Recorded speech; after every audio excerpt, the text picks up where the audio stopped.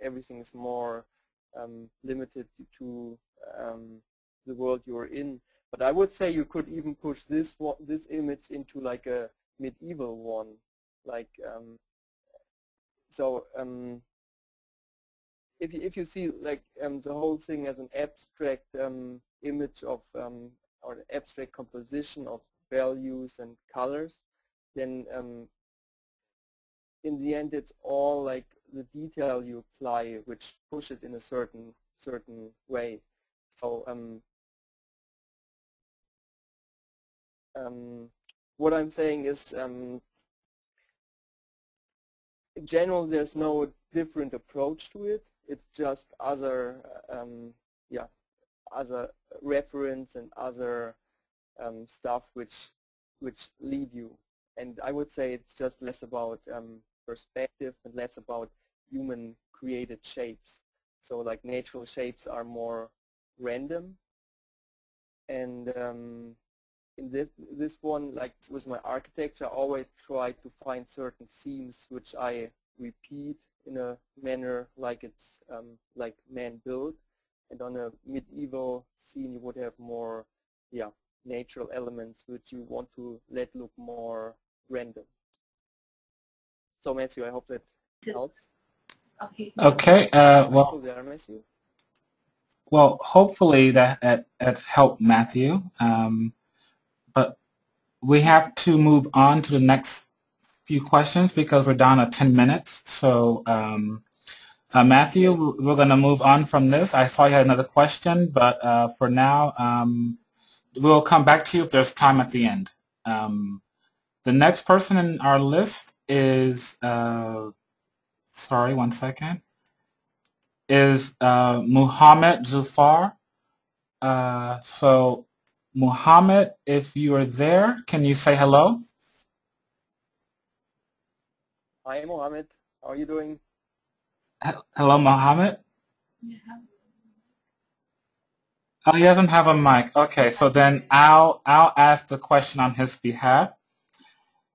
He says, "Hi, Patrick. I was wondering, how do you go about getting inspiration / reference for lighting and mood for scene? Thanks."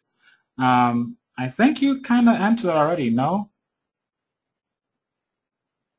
Patrick? Kind of. I mean, just I'll just say, as you gather reference, you kind of know what to look for, and I mean, just gather the stuff you, the images you like. It's hard to just look specifically for a lighting situation because you can't type in a certain lighting and get the right images for that. It's always a little bit of like searching and good luck to find something. So keep looking and build up your own reference library. That will help you. You will get a more specific library, which will provide you with better, more specific reference. Oh, okay. Thank you, Patrick. So now we're going to move on to the next question from, I believe it's Greg Edwards. He doesn't have a mic either, so I'm going to ask on his behalf. Greg asks, "Your approach is very loose." Hi, Greg. He says, "Your approach is very loose in the beginning, but you're still conscious about composition and its elements as a whole. Do you think it could hinder an artist to rely to rely on brushes if they don't fully understand compositional elements? What would you suggest before utilizing them?"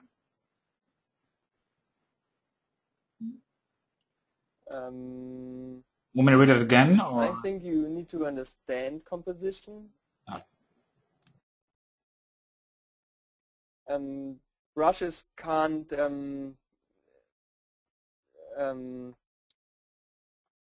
if you don't understand your composition, then it's hard to just hide that with brushes. So I would say brushes are just a tool to always bring in a certain complexity, but you yourself need to understand the composition, and so it helps you with having everything more detailed. But I would say it's essentially important to understand the composition. And I think it's really helpful to watch, to look at old images, like old painter images, and yeah, all kind of images, and like observe what does this composition, what does characterize this composition. So try to understand composition, and you will see it will make your life much easier. Yeah. That's about it? Okay, so then, okay. That question, yes. So then we'll move on to the next question. Hopefully he answered that for you, Greg. The next person is, I believe it's pronounced Athos Correa Sampaio. They don't have a mic, so I'll ask the question on their behalf. For Patrick, okay. I'd like to know the main topics / knowledge areas you think a concept designer should develop as a designer, and which main things he should concentrate to develop further his design visions.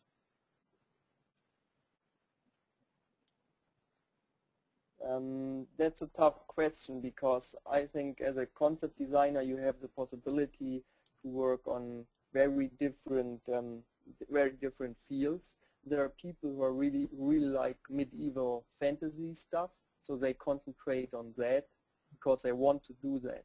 And as more they concentrate on that, they get jobs in that range, and so they get more and more specialists for a certain subject. I, for myself, try to keep myself very open for different things, which has the upside that I can do, yeah, that I learn about different worlds, which has a downside that I'm not getting a specialist in many things. There would be always somebody who's like much better in, for example, designing dungeons, if he just did a lot of dungeons and medieval castles in his working life. So I think it's important to understand for yourself what is your strengths, what do you want to do, because just the things you're interested in, you can really put your focus on, and these are the things you will become good in automatically because you are interested in them.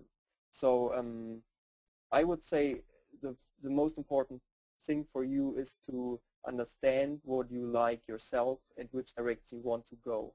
And the next step is to get good in that, which you will get automatically if you really like what you're doing.